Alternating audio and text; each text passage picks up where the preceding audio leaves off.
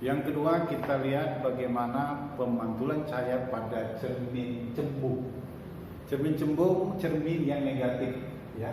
Artinya fokus cermin yang nilainya nanti setengah dari jari-jari bertanda negatif. Sehingga cermin cembung ini karena fokusnya negatif selalu memperkecil bayangan. Kemudian sifat yang kedua, cermin kalau diletakkan atau dijatuhkan cahaya, maka cermin cembung akan menyebarkan cahaya, ya, atau sifatnya apa? Menyebarkan cahaya sama dengan divergen. Contoh cermin cembung adalah kaca spion, ya. Kaca spion selalu menyebarkan dan memperkecil bayangan dari benda aslinya. Kita lihat di cermin cembung, untuk menggambarkan bayangannya kita mesti mengetahui sinar-sinar istimewa yang dimiliki cermin. Walaupun ini sudah pernah dipelajari di SMP, ya, ada baiknya kita ulang untuk menyegarkan ingatan kita. Ingat, ada 3 sinar istimewa pada cermin cembung. Yang pertama begini: jika sinar datang sejajar sumbu utama, ya, ini namanya sumbu utama, ya. Sinar itu dipantulkan seolah-olah berasal dari titik fokus. Nah, ini sifat sinar yang pertama.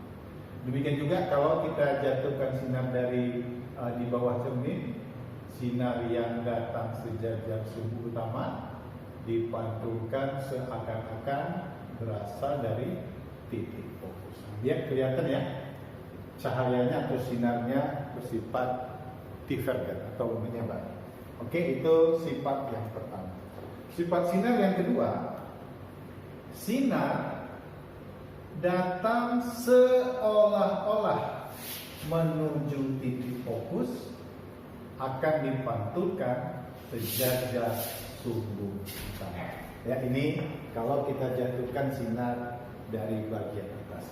Demikian juga kalau kita jatuhkan sinar dari bagian bawah, sinar yang seolah-olah menuju titik fokus, nanti sinar itu akan dipantulkan sejajar sumbu utama. Itu sifat sinar yang kedua.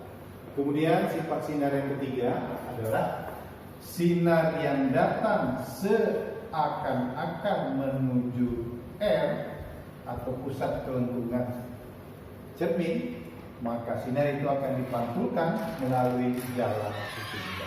Demikian juga kalau kita jatuhkan dari sisi bawah cermin, sinar yang datang seakan-akan menuju jari-jari kelengkungannya atau menuju R, ya.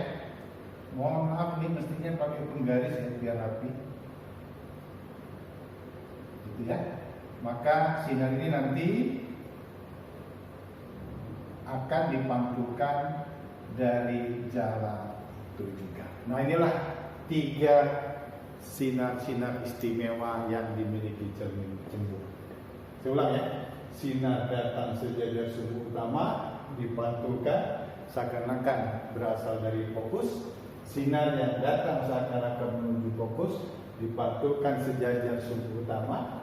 Sinar yang datang seakan-akan menuju R dipantulkan dari jalan itu juga. Nah, untuk menggambarkan bayangannya gunakan 2 sifat sinar saja. Coba kita terapkan ke gambar, ya. Misalnya ada benda di sini, kita mau lukiskan bagaimana pembentukan bayangannya. Kita lihat. Pertama, gunakan sinar yang pertama, ya. Sinar datang sejajar sumbu utama dipantulkan seolah-olah sinar itu berasal dari titik fokus. Mohon maaf kalau di buku anak-anak coba pakai penggaris, ya.